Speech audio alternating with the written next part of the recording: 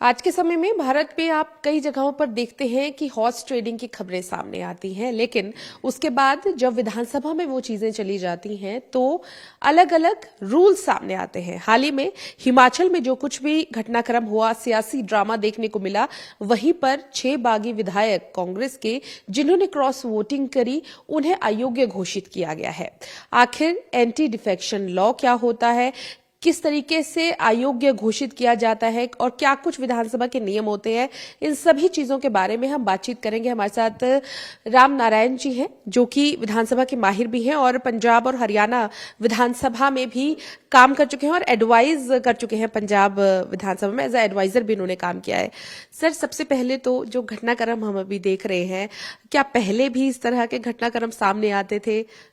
हाँ, ये हमारा एंटी डिफेक्शन लॉ तो 1985 से लागू है, लेकिन दल बदल तो 1960-67 के बाद में काफ़ी मात्रा में स्टार्ट हो गया था। ये बहुत पुराना ट्रेंड है और इसको ही चेक करने के लिए 1985 में एंटी डिफेक्शन लॉ आया था, जिसको हम डिस्क्वालिफिकेशन एक्ट कहते हैं। सर, हिमाचल में पूरा घटनाक्रम हुआ।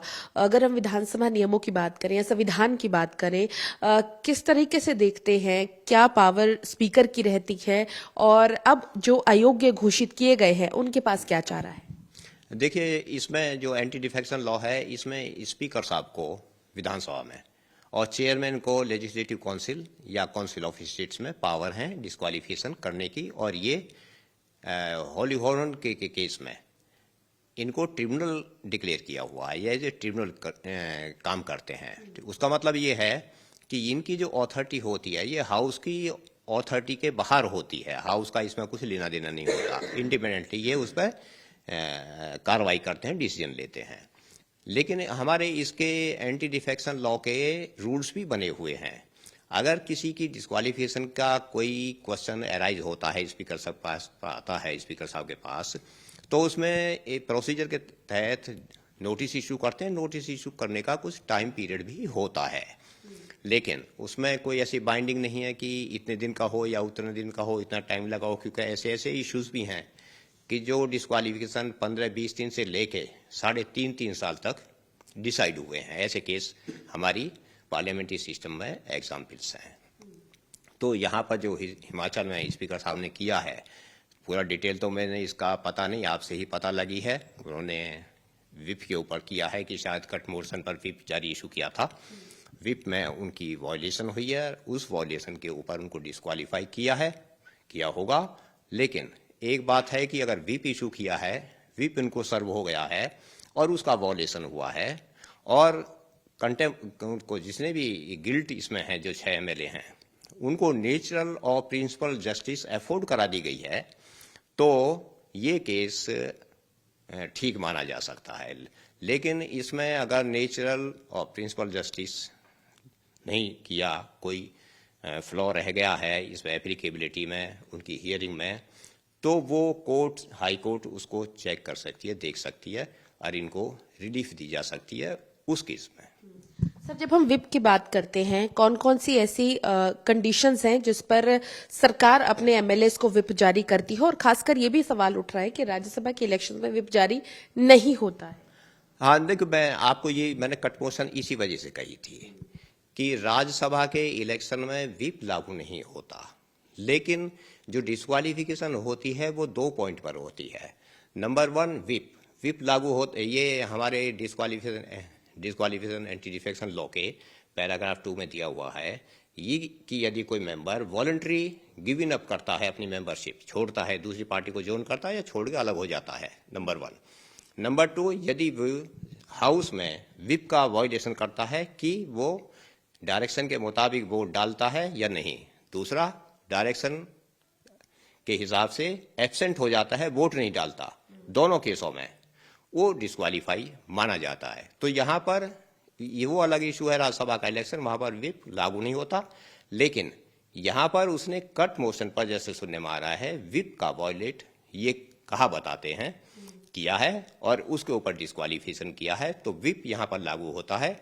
अगर उन्होंने प्रॉपर विप लागू किया है, जैसे मैंने पहले बताई है, और वो सर्व हुआ है, उसके ऊपर सर्व होना भी ये बड़ी इंपॉर्टेंट बात है कि कोई इग्नोरेंट नहीं हुआ। और तीसरा, जो principle of natural justice afford करना, अगर ये चीज फॉलो हो गई है तो केस इनका मजबूत हो जाता है, नहीं तो इनको हाई कोर्ट से रिलीफ मिलने के चांस बन जाते हैं।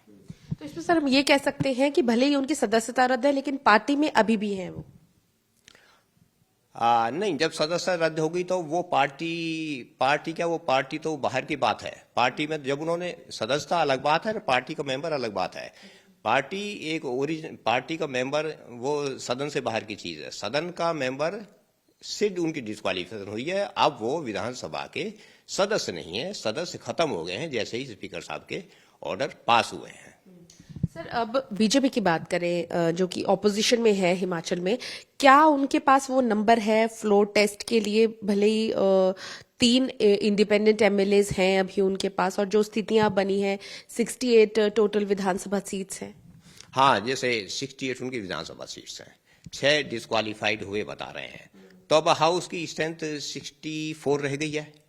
64 में अभी तक 34 मेजोरिटी के लिए चाहिए थे, अब 32 की जरूरत हो गई है, क्योंकि स्ट्रेंथ कम हो गई तो मेजोरिटी के लिए भी स्ट्रेंथ कम हो गई। 32 आदमी चाहिए। 32 के लिए जैसे कि भी आपने बताई हैं कि 25 बीजेपी के हैं और 3 इंडिपेंडेंट हैं, 28 उनके साथ आ गए, तो भी कांग्रेस की मेजोरिटी इसी टाइम इन हालातों में बनी हुई है। तो फिलहाल तो ये ऐसे ही रहेगी जब तक कि हाई कोर्ट से कोई ऐसा डिसीजन नहीं आता कि जिससे के ऊपर कोई ऐसा चेंज आ सकता है या कोई इसकी आज की स्ट्रेंथ में बदलाव हो सकता है। सर इन स्थितियों को देखा जा सकता है साल 2022 के जो महाराष्ट्र में स्थितियां बनी थी। नहीं, महाराष्ट्र की स्थिति दूसरी थी, उसमें पार्टी में डिवीजन हुआ था और उसमें जैसे मैंने आपको बताई उन्होंने वॉलंटरी गिवन अप किया था, यानी कि पार्टी छोड़ी थी। इसमें इन्होंने इसी पैराग्राफ 2 के दूसरे सब पैराग्राफ का वॉयलेशन किया है, यानी कि विप का डायरेक्शन का वॉयलेट किया है। तो ये हाउस की बात हो गई, वो हाउस से बाहर की बात थी वॉलंटरी गिवन अप, तो उसमें दूसरी चीज आ जाती है, तो वो अलग इशू है, ये अलग इशू है। मतलब अभी भी हम कह सकते हैं कि सरकार मजबूती के साथ अपना जो है आगे का काम कर सकती है। हाँ, इस मोमेंट पर सरकार मजबूती के साथ काम कर सकती है। और मैं तो जैसा भी शायद अभी आप लोगों के साथ कर रहा था कि देखिए हमारी पार्लियामेंट्री सिस्टम बड़ी यूनिक है और हमारी डेमोक्रेसी, मुझे तो ऐसा लगता है कि डेमोक्रेसी हमारी बड़ी मजबूती की तरफ जा रही है।